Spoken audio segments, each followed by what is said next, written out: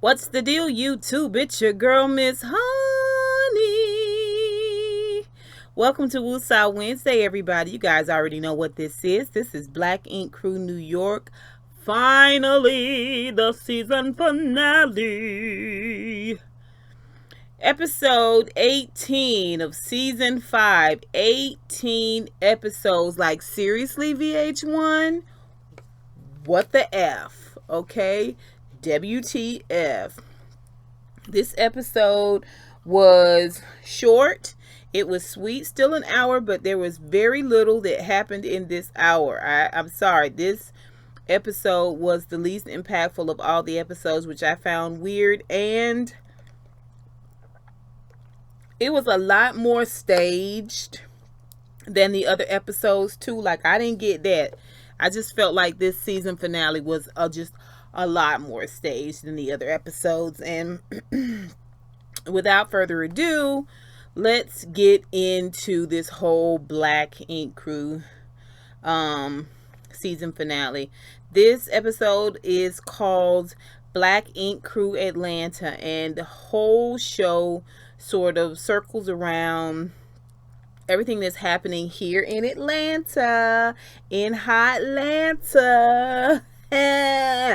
Yeah, where C's opening up his newest leg of the Black Ink franchise, Black Ink Atlanta, and it opens with Kit and Dutchess where they left off last week, which was cat fighting about little or nothing, except this time Kit is outside and Duchess is in the doorway, like a yellow belly. She's changed her clothes, but she is still not there to fight. She's like standing in the doorway, like waiting on Kit to run up so she could slam the door in her face. And they go back and forth. It's like, bitch, you're a receptionist, bitch.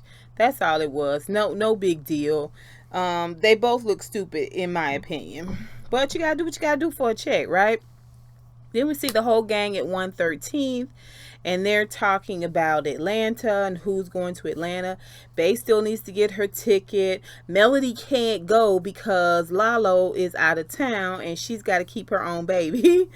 And of course, shit is not going because he is so sad and broken up about Nikki going back to California. And so we see in this conversation that Walt is going. And so, they want to know, why aren't you going? Oh, shit. And he tells them Nikki lost the baby and she decided she wanted to be close to her son, given the circumstances. So she went back to California. Now, that's not how I understood it. But okay, that's what we're going with. That's what we're going to go with. Okay, I've accepted that this is a somewhat orchestrated show. All right. I just feel like something as serious as miscarriages and pregnancy and lupus, all of those things should not be played with. And for me to get even the slightest inkling that it may be a lie or an untruth in any type of way, not having it. But what do I know? And Walt just kind of hug him and tell him, you're hurt. You're clearly hurt. So go and get your woman, which is what he ends up doing. He ends up packing up a Dollar Tree recyclable bag full of whatnots and knickknacks, and just walks and gets on a plane. It was real romantic. All right. That's enough about oh shit. Then we see Teddy and C's, and they're down here in Atlanta and they're looking for a building. They had a building and that fell through. They look at one building, it's going to need a lot of repairs. They look at another building, there was a toilet in the middle of the floor, and that is where the toilet had to stay. So they had to build the whole shop around this toilet in the middle of the room. That was a no-go. Then they come across another place in Buckhead. And it is a beautiful space.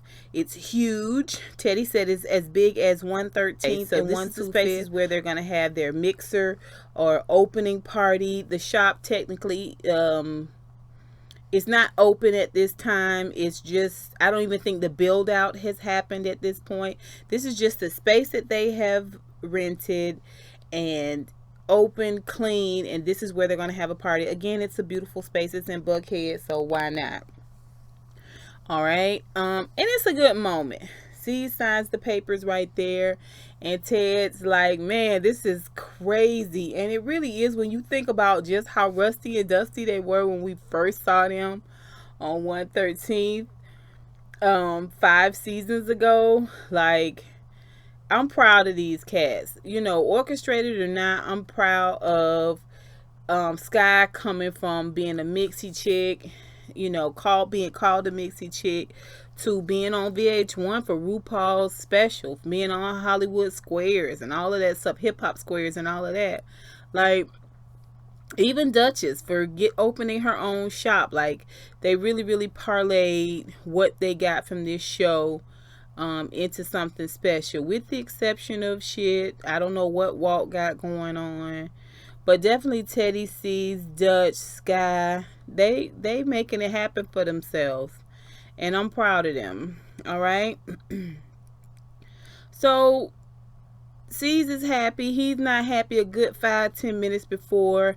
Here is Kit calling, and Kit is like, great, you got a place, but let me tell you about your ex bitch. She tried to mace me, you know, and she admits the Dutch asked her to leave, and she told her, you who gonna check me, boo?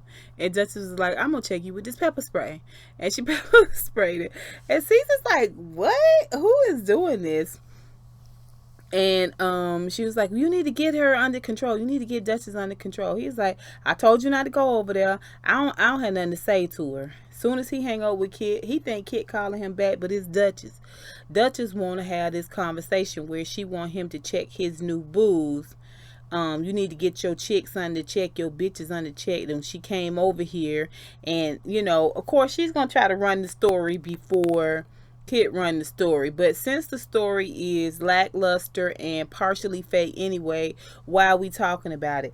Well, C's goes in hard on her. Like, that conversation that they had, C's and Duchess on that phone, had so much Ike and Tina in it, y'all. He was telling her to EAD, y'all. If y'all watch Nay Rob, y'all already know what EAD is, okay?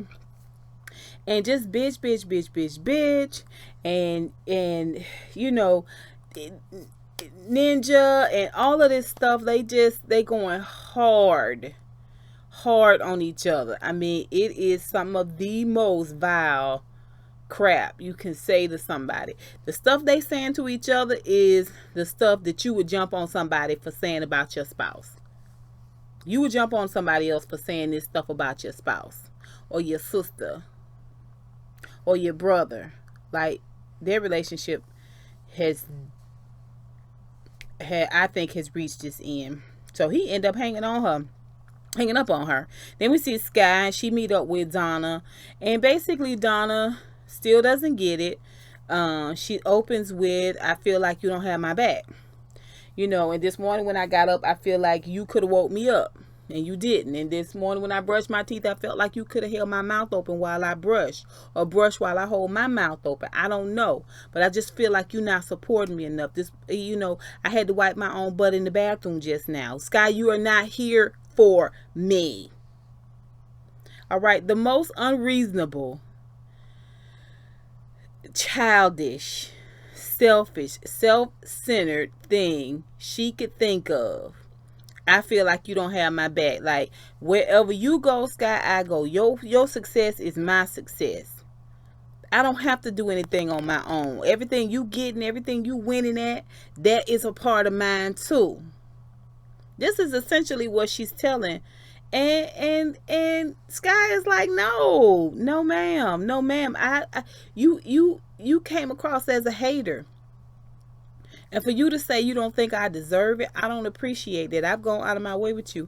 And again, Donna's like, I know you've gone out of your way for me and given me a pint of blood as well as a kidney. And you saved my life. I understand that. But you still can do more. Okay, you fought so hard to get in back over there at 113th. I'm trying to figure out why you're not parlaying that into success for yourself. Why you think now you need to attach yourself to Black Ink Atlanta. I don't like Donna no more. She not my favorite. I do like that black hair on her. I do like that black hair on her. And so she said, well, maybe I'm not saying it right. This is Donna. So then she repeats herself and she kind of says, I just feel like you were leaving me alone. You were abandoning me. And it still don't make sense, but at least she's not being as unreasonable. Sky seems to accept it. And she said, I bought you a ticket. I want you to come down to the mixer and just be mature, be humble, be sweet, be kind, and make up with C's. And then you don't know what's going to be, your blessing down the road. But first you got to carry yourself a certain type of way, which Donna concedes to. It's a good moment. They hug and make up. And that's the end of that. Then we see C's and Karlie Redd. Well, they at Jeju Spa. Now, let me say this. Jeju Spa is one of my favorite hangouts, y'all. If y'all ever come to Atlanta, please, please, please check out Jeju Spa. The only one I've ever gone to is in Gwinnett County, which is off Pleasant Hill Road, okay? And that's in sort of like northwest Georgia, all right? So the spa is absolutely fabulous. It is wonderful. The reason why we see them in the swimming pool area is because the spa is separated by men and women, except for the common area, which is where all the dry spas are. Massage, acupuncture, the rolling logs, logs you lay on to stretch your back out and pop your back and keep your flexibility. The floor is heated.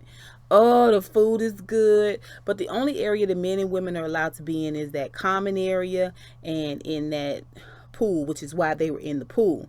And so the common area also has sauna. So they get in the pool and they talk about how he found a spot here and he's having a party. She can't come to the party because she's going to be out of town, but she's going to invite all of ATL. There is some sexual innuendo. It all seems very, very forced. It's clear to me that Karlie and C's don't have any type of chemistry whatsoever. So it's really odd to see them kind of try to force it like this weak ass soap opera. I'm not here for it.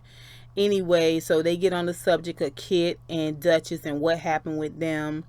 And of course, she's saying that she's calling Kit shitty instead of Kitty, and she got, for whatever reason, she's supposed to have this beef with Kit about C's, and she's gonna take C's from Kit, and you need a real woman in your life, all of that. They got to talking about his wood once he got in the water. It was just all crazy. I mean, it was convoluted. It was not believable.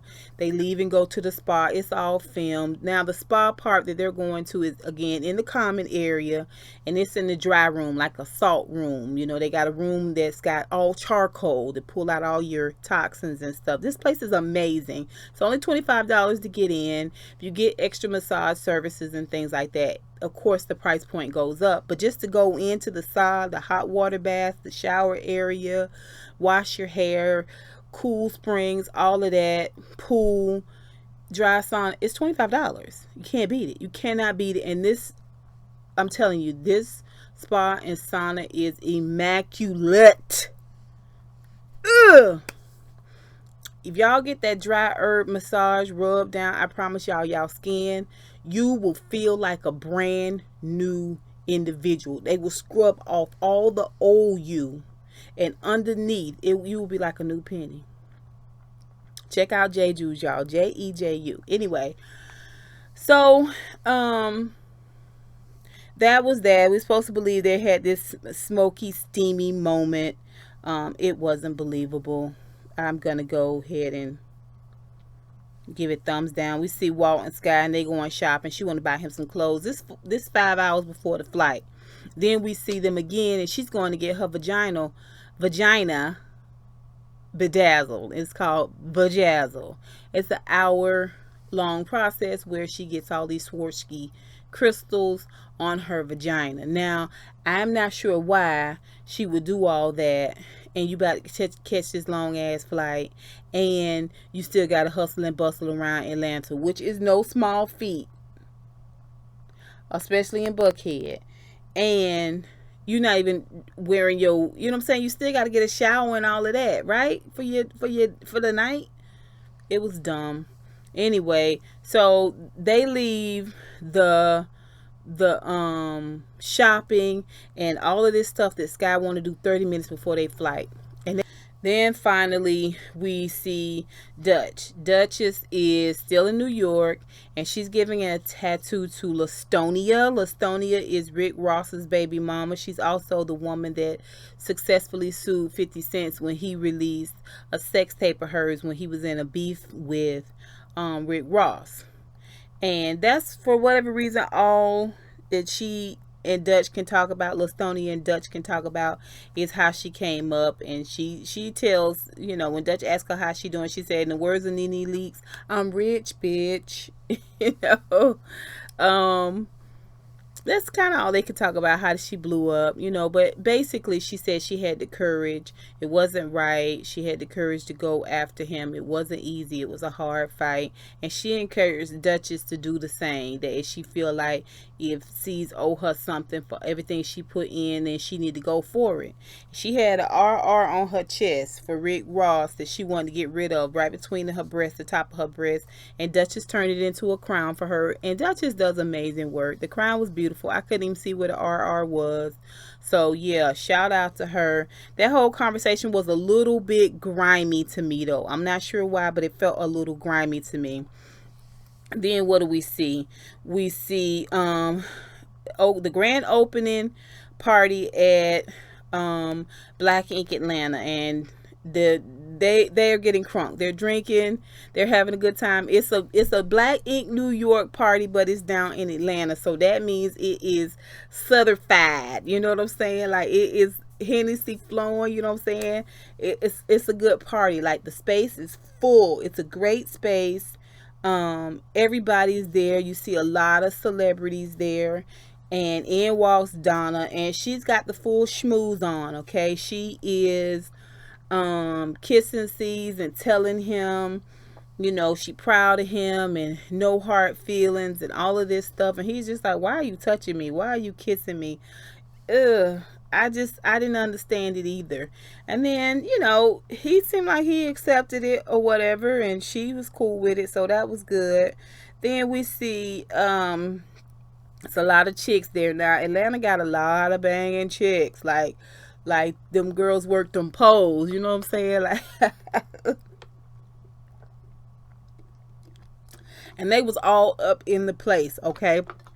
He's giving them cake, he kissing, he trying to encourage them to kiss. Like, it's a full-on freak fest party type situation. Like, it's a Black Ink joint. So in walks Kit. Kit sees him kissing. She gets outraged. Like, she is really bona fide think that she his girlfriend. I'm not really sure where she got that idea from, except maybe editing, production. I don't know, but they take it to the hill. One thing leads to another, and the cake that they have there to celebrate, they end up smashing it in each other's face. She acts indignant and outraged. He seems like, what did I do? I don't know. So, party's great. Everything's good. Had a good time. Everything's great. They recap. Sky's excited about being in Atlanta. Walt's glad about everything that's going on. Teddy's excited about all that they're accomplishing. He's going to rock with Black Ink crew through the end. Donna's excited about her life and everything that she's going to accomplish. She's going to work really, really hard to get down to Atlanta.